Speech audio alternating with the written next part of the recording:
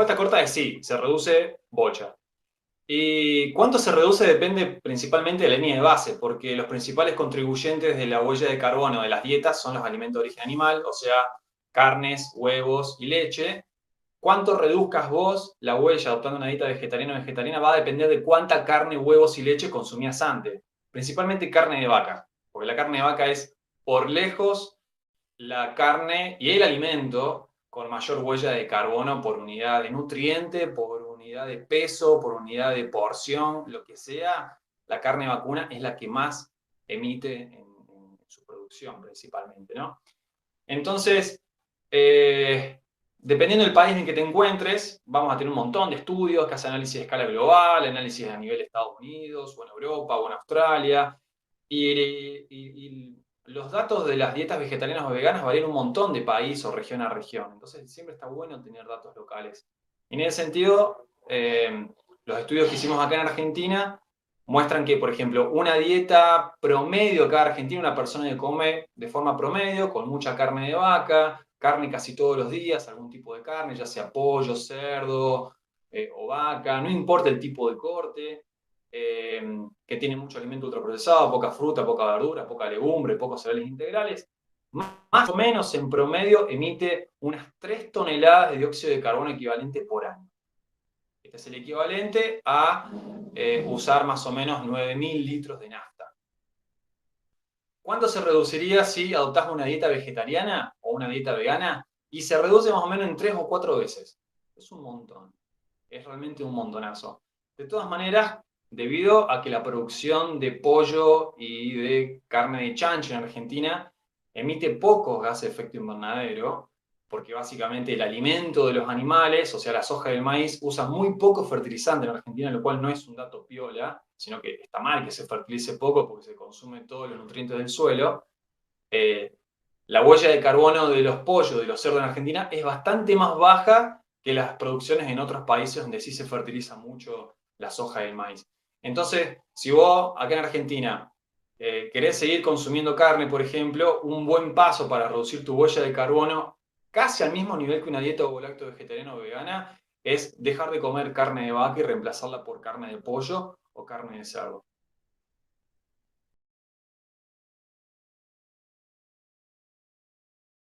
Y acá uno se tiene que meter con otros indicadores de impacto ambiental, porque cuando hablamos de huella de carbono, un solo indicador de impacto ambiental que está referido al calentamiento global y al cambio climático, pero no es la única esfera que nos importa, ¿no es cierto?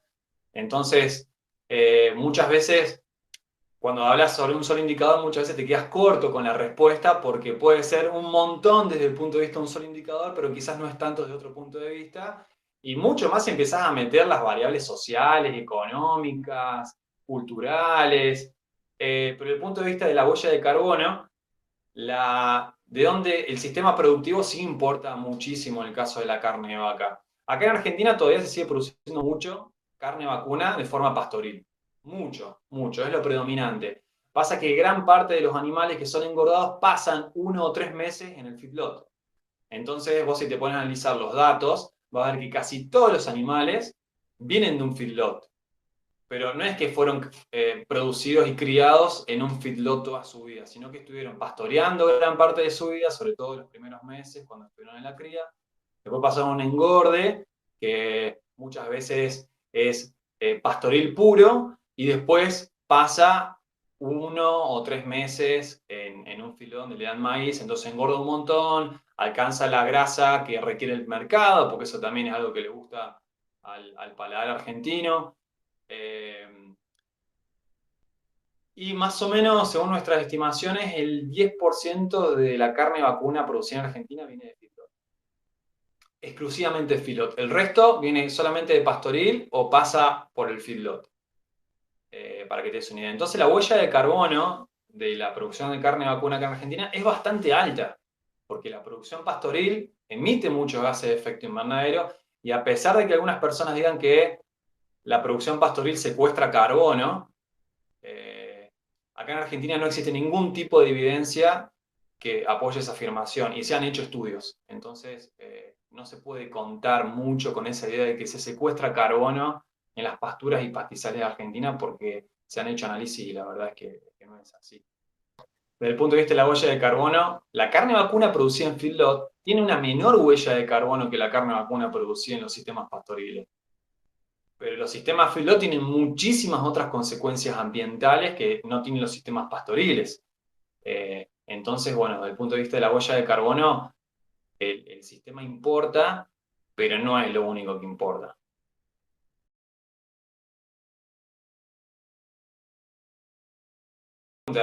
Y es muy lindo plantearse cuál es el menor impacto que uno puede tener. No solamente el menor impacto, sino también tener una influencia positiva sobre su entorno, más allá de evitar lo negativo y ser neutral, ejercer una acción positiva. A mí me parece que lo más importante, que quizás cubrimos el 80% de todo el impacto de nuestra dieta, es sin lugar a duda el tipo de alimento que elegimos. Las dietas basadas en plantas, con mucha legumbre, muchos granos integrales, semillas, frutos secos, frutos de verdura, tienen sin lugar a dudas el menor impacto ambiental, principalmente porque usan menos tierra. Vos si consumís menos alimento de origen animal, utilizás menos tierra.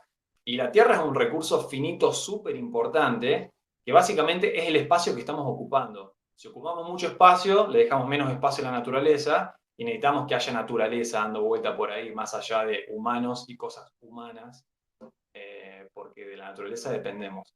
Entonces, a mi manera de verlo, las dietas basadas en plantas, mientras menos animales tengan, mejor todavía, son súper ideales desde el punto de vista del aprovechamiento del espacio y también de las emisiones de gases de efecto invernadero, que son súper importantes en este momento. Sin embargo, tienen el conflicto de que usan mucha agua. Entonces también va a depender del lugar donde vos estés. Agua dulce me refiero, ¿no? Porque las frutas a las verduras necesitan regarse sí o sí con agua dulce, cosa que, por ejemplo, un cultivo de maíz, un cultivo de soja, usa el agua de la lluvia y después podés transformar esa agua de lluvia en carne, si la podés consumir y no gastaste nada de agua de un río o de un lago o de un acuífero. Eh, Sin embargo, bueno, las legumbres y los granos integrales también usan agua de lluvia. Entonces, bueno, hay muchos conflictos ahí y sinergias también entre las dietas. Pero me parece que elegir una dieta basada en plantas es la mejor apuesta que uno puede hacer. Y después respecto a la elección de los alimentos, me parece que es mucho más sostenible a futuro elegir alimentos que provengan de sistemas agroecológicos. Eh, los sistemas agroecológicos, al usar pocos insumos externos, particularmente pesticidas, también contribuyen a no generar daños en los ecosistemas que estén alrededor y la salud humana. Entonces creo que esa también es una apuesta. El transporte no me parece tan importante. Sí me parece importante si los alimentos viajan en avión, por ejemplo. Pero si viajan en barco o viajan en tren, que son formas de transporte súper eficientes, que usan muy poco combustible porque van muy despacito, usan la inercia de la carga para moverse también. Entonces no es tan problemático para mí traer bananas de Ecuador en barco. Me parece que no hay ningún problema. Y eso también contribuye un poco a la descentralización de los cultivos a nivel mundial, ¿no? Acá podemos ser recapos produciendo un alimento y hacerlo muy bien acá y exportarlo al mundo. Y si lo exportamos de forma sostenible usando medios de transporte piola, como el tren o el barco, creo que no habría ningún problema.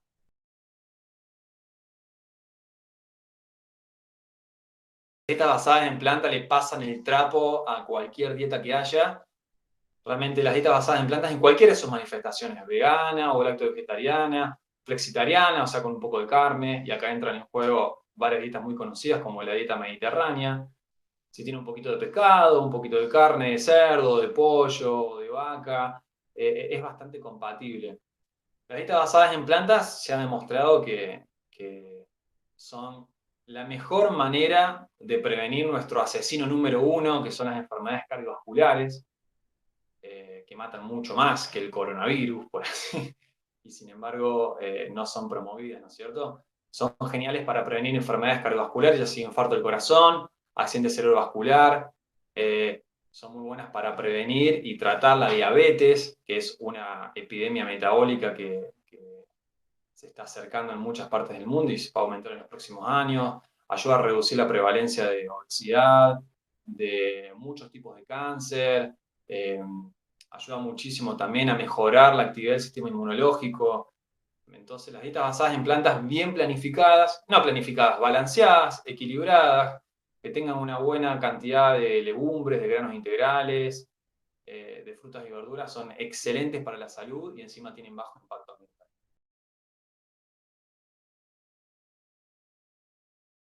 Tomar un poquito el tema del uso del espacio.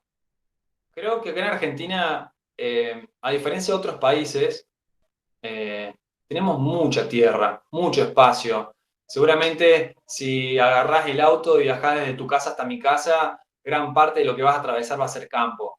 Y parece infinito, parece realmente interminable todo lo que hay acá en Argentina. Sin embargo, el suelo se está degradando, los niveles de certificación y degradación del suelo son bastante elevados. Entonces, el suelo, la tierra, no es un recurso realmente infinito y tenemos que aprovecharlo de la manera más eficiente que podamos. Así como pensamos formas, aplicamos pensamiento ingenieril para hacer eficiente todo y usar menos un montón de cosas. Hablando del auto, hoy los autos son muy eficientes, por ejemplo, y tendemos a eso. ¿Por qué no hacemos lo mismo con la dieta? Acá en Argentina más o menos usamos casi unas 60 millones de hectáreas para producir comida para la población argentina, no para exportar. Entre pasturas para alimentar al ganado vacuno y tierras de cultivo para alimentar a los animales y para alimentarnos a nosotros, más o menos son 50 millones de hectáreas de pasturas entre naturales y implantadas, y casi unas 10 millones de hectáreas de tierras de cultivo. Y acá se incluyen tanto la soja, el maíz, el sorgo y el girasol para alimentar a los animales, como también eh, plantaciones de frutas, verduras, de frutos secos, de legumbres para alimentar a la población local. Y no la podemos arreglar con muchísimo. Menos de la mitad podemos abastecer a la población local de una dieta muy piola, saludable y que incluso tenga carne. Y si así todo reducimos al máximo la cantidad de carne, nos arreglamos con menos de 10 millones de hectáreas en Argentina. Y uno se podría preguntar, ¿qué hacemos con el resto de las cosas? No, pasa que si dejamos de producir carne de vaca, seguramente vamos a producir soja. Y no necesariamente. Lo que hagamos con la tierra que se libera debería depender de lo que elijamos como sociedad, ¿no es cierto? Y no solamente esté traccionado por los negocios o lo que elige el resto del mercado global. Podemos elegir producir cosas para la población local, para la región, a lo que esté demandando en el mundo, en términos no convencionales, no más soja y maíz, sino quizás más alimentos agroecológicos, por ejemplo, o miel, o frutos secos, que no dan las hectáreas en el mundo de frutos secos para abastecer al mundo.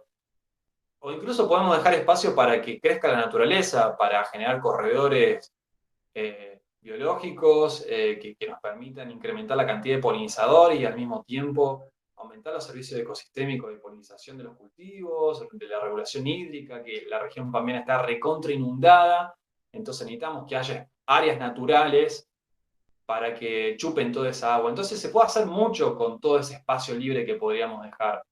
Y una forma muy fácil, rápida y sencilla es básicamente reduciendo nuestro consumo de carne. Un alimento que, a mi manera de verlo, es un lujo bastante costoso hoy en día y que podemos dejar sin ningún problema y que nuestra salud lo va a agradecer y también.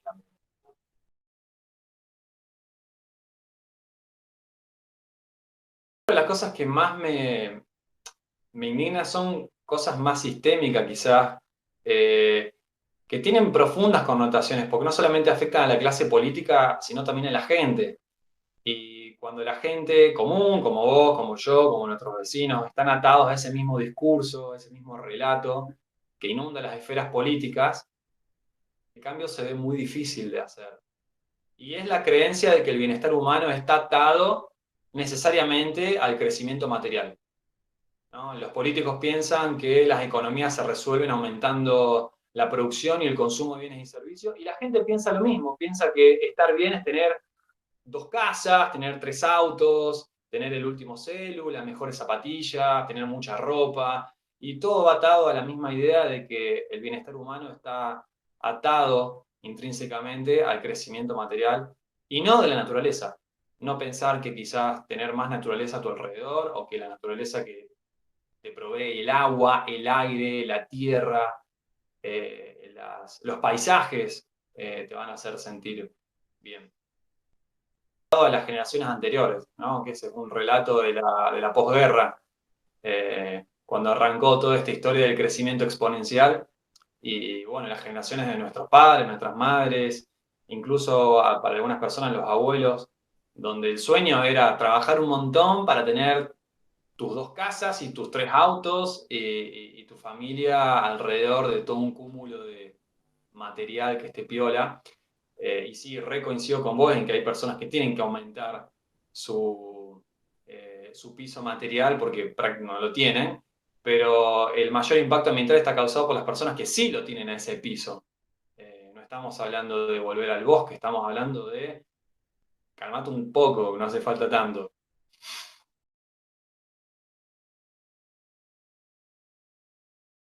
Parece que las generaciones más nuevas y probablemente en las futuras se acreciente mucho más.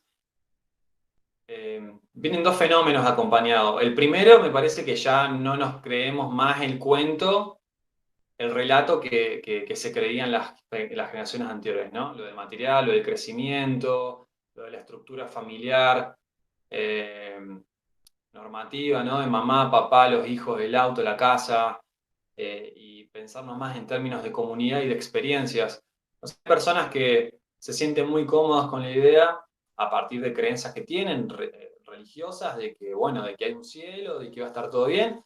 Y hay otras generaciones más nuevas que por no creer en las ideas que propone la religión, terminan eligiendo, bueno, creo que esta es mi única vida y lo único que creo es lo que existe ahora.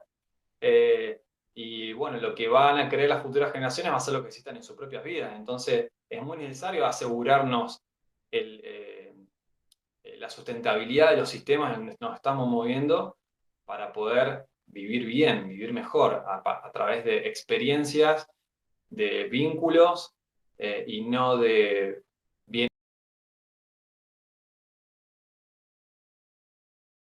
Otro, tomando una perspectiva histórica de la humanidad, porque el amarillismo de los medios y la inmediatez de querer que todo se resuelva no ayudan a, a tranquilizarse con que las cosas van a estar mejor en un futuro, pero si uno toma una perspectiva histórica de la humanidad y ve los últimos 500, 1000, 2000, 3000, 10.000 años, vamos a ver que estamos súper bien. La verdad que yo creo que estamos en el mejor momento histórico desde que el Homo sapiens salió de África.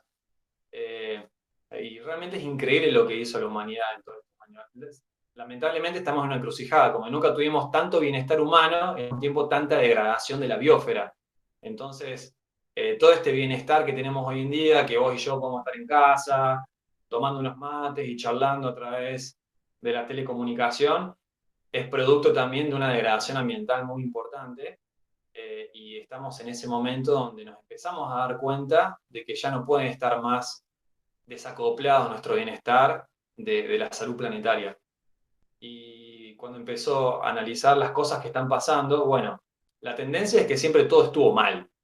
Siempre todo estuvo mal. Y hoy, de repente, hay momentos de que, mirá, pasan cosas copadas. Qué bueno, antes éramos todos esclavos, estábamos todos, bueno, no yo, nuestros antepasados, pero estábamos en el campo produciendo comida para un rey, para un feudo, en tierras que ni siquiera eran nuestras, o las guerras eran constantes, la violencia, el hambre, y hoy en día son cosas que prácticamente no existen en gran parte del mundo, afortunadamente. En otras todavía sí, pero a mí me parece que las cosas están cambiando, no tan rápido como nos gustaría, no tan rápido como a mí me gustaría tampoco. Pero bueno, para evitar la ansiedad asociada a eso, trato de tomar una perspectiva histórica de lo que le pasó a la humanidad.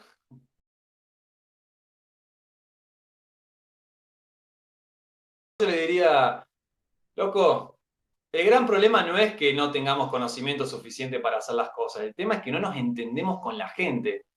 Y a veces no nos entendemos con la gente porque la gente tiene ideas separadas, distintas a las nuestras, por sus creencias, por su ideología o incluso por sus intereses económicos por detrás, ¿no?